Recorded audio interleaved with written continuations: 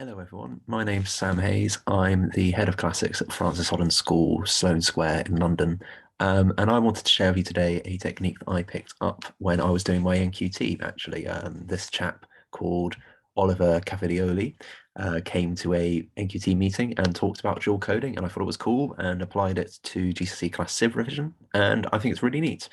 You can use it to teach from scratch when you're teaching something. You can use it for revision. It's mainly for retaining lots of information in quite a neat way without needing tons of writing and being a bit creative. So yeah, I hope you like it. Okay, so if you're really interested in this, this is the book for you. It's called Dual Coding for Teaching.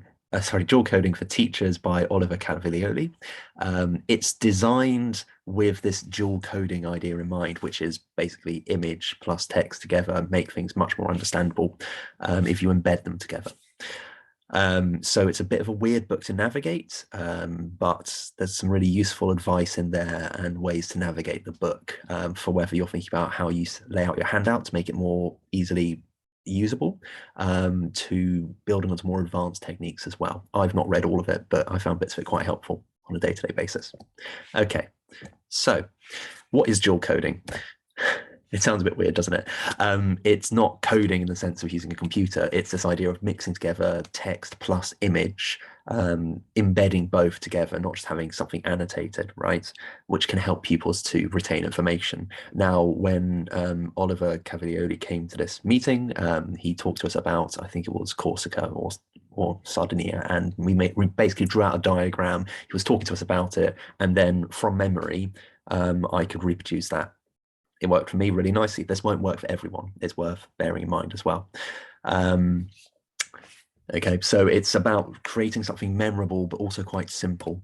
What you do is you make an image with the text, and then you trace it with your index finger on your writing hand. So for me, I'm right-handed, so follow along and explain it to someone, to a wall, to whatever, and then that should embed it in the memory better. It's a weird neurological thing. It's great for chunking ideas. Keep it simple, stupid, right? So we don't overwhelm people's working memory. That's really important. It allows for differentiation. So on the screen, I'll show you in a minute what I've done for revising the temples topic in the Myth and Religion section of Classical Civilization. While you're talking them through their design as they're drawing it, because it'll take them ages to draw because teenagers hate the idea of drawing. It means as you talk it through, you can add in extra details that aren't on the scheme, which some of them will retain, some of them won't, but it's not the end of the world. So just like with chunking, we're thinking about what's most, boil it all down to the basic elements of any topic, what can you get out of that topic, and then turn it into this sort of mind mappy kind of feely thing, which is actually more useful than a mind map in some ways. It is different from mind map though, having just said it was a bit like a mind map. It's not just writing a summary, it's not a written task for revision, it's not a silent essay. These are all really useful techniques, but I sometimes find that with revision, I tend to just do the same thing again and again and again. So it's worth teasing out these ideas. It won't work for everybody, but it will be potentially quite useful for trying out lots of different things for your pupils that they've never had to revise before. It's good for factual recall, and it can be adapted for other things. You know, you could apply it to linguistic ideas if you wanted to. Be a bit more challenging, but you could do it. And the main thing to remember is it's not great for evaluation analysis tasks necessarily, but you could use it for, say, revising a whole essay topic if you want to do something like that, and what the key core ideas are for any topic. Okay, so this is my distillation of what do we need to know about temples, but not specific temples for the course, in class of GCSE. The idea is you have a big thing in the middle, and then you kind of have things branching out. This is probably about as complicated as a map for this kind of dual coding could get before it starts being overwhelming. Later on, if you've got time, you can have a look. And another suggestion I've got is, okay, now take this and tell me everything you know about the Pantheon using a similar style. Okay, so modeling this to the pupils as you can hand this out to them. I would recommend not handing it out to them, getting them to do it themselves, and then having it there for them when they start teaching, start learning the topic, or you could just have this as a revision exercise, like this is pulling ideas back together. So start in the middle of your piece of paper. You can be A4, you can be A3, it's up to you. It can be lined paper, it can be graph paper, whatever sings to you most. I find plain paper is best though. And just say, okay, in the middle, here's a temple, and write temples underneath it. This is the topic we're going to do. it doesn't have to be a piece of art. It probably won't be. If they say they can't draw, hey, I can't really draw. I did most of this using a stylus on a whiteboard. I've now got a device with a built-in pen, which will make it a lot easier. Okay. If you don't have that, you could always scan stuff in. Maybe it depends what's available for you in your setting.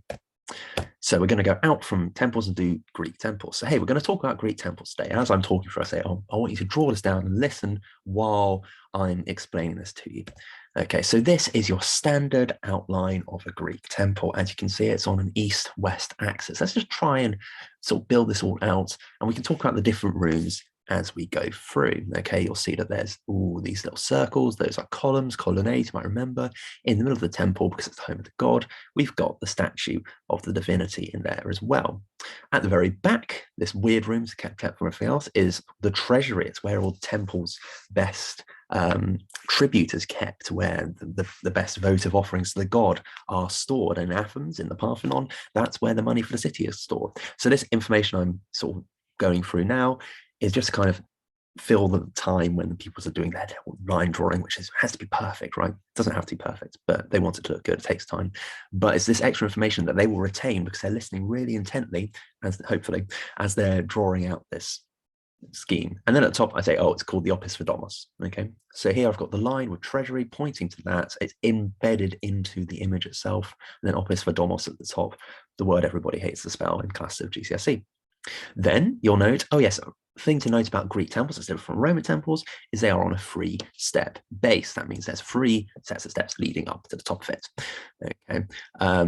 What an advantage of that, see I've used a circle here, is that you can approach it from all sides. Okay, and then if I wanted to, I could sprout off from that. But again, you don't want to keep it too complicated. Working memory is an important thing. In the center of the temple, where we keep the cult statue, is the main room. This is called, in Greek temples, the naos.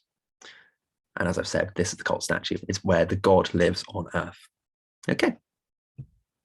And that's Greek temples. I'll quickly spin you through Roman temples. Okay, similar idea, east-west axis. There are a couple of changes this time, though. The main room is now called the Cella. It's still where the cult statue is kept. Unsurprising, that's A. Then you've got another key difference. They're built on a podium, which is a raised sort of platform the temple sits on. It can only be approached from steps at the front. That's what these are. There we go. Oh, look at that. It's like I've taught this before. And then these are called semi-engaged columns. They're half built into the walls, you can see here, separate from these fully disengaged columns at the front here. Okay, so once you've done that, it will take a while. It's a good time to say, okay, there are 2 branches of this map. You're sat next to someone, I hope, in this lesson. So what you're going to do now is have a look at that drawing you've got in front of you, and one of you is going to explain one half of it to the other person. When someone's explaining that to you, you're going to have your index finger tracing along, okay, because that's going to help it go into your brain. The person explaining it is also tracing with their finger as they go through. So as we go through the Roman temples, you say, okay, this is the Roman temple, and if you can see my cursor, I'm scrolling across Roman, and then I'm going to say, and I'm going to sort of talk about the structure of the temple, and I'm going, when I'm talking about podium, I might draw along the line of podium and maybe circle around as well. So the person explaining and the person being explained to have to do that, because that will embed it in their brains, hopefully.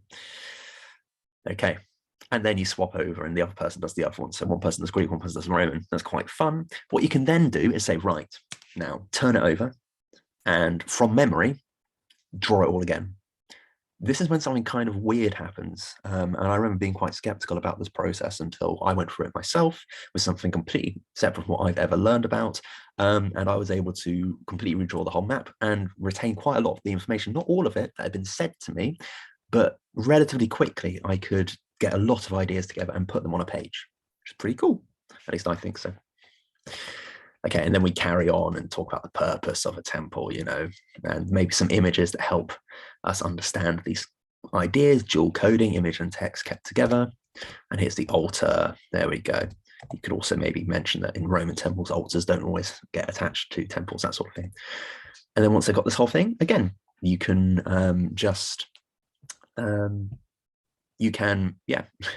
Sorry, lost my train of thought there. Once you've got all of this, you can tell them to do it all again and go through it, draw it all from scratch. You can explain it to someone. The thing with this technique is once it's in there, it doesn't just stay there forever. I can no longer remember anything about this map that I drew once in this NQT session. It will be something they need to go back and revise at some point. But it's just one method of revising quite a lot of content quite quickly in an interesting, creative way. And then, oh, here we go. What about the Pantheon? Here's a quick drawing of the Pantheon in the center of a new page. How can you make that work for you? Okay, how can you, what key features are you going to pull out? Are you going to talk about the oculus? Are you going to talk about the rotunda? Are we going to talk about the way it's different from Roman temple? Easier with some topics than others, I think. But this is one technique that I have used, which I think is quite helpful for revising the sheer amount of content that we need to do at GCSE Class Civ. Sorry if that was a bit rambling. Thank you very much. I hope you enjoyed the video.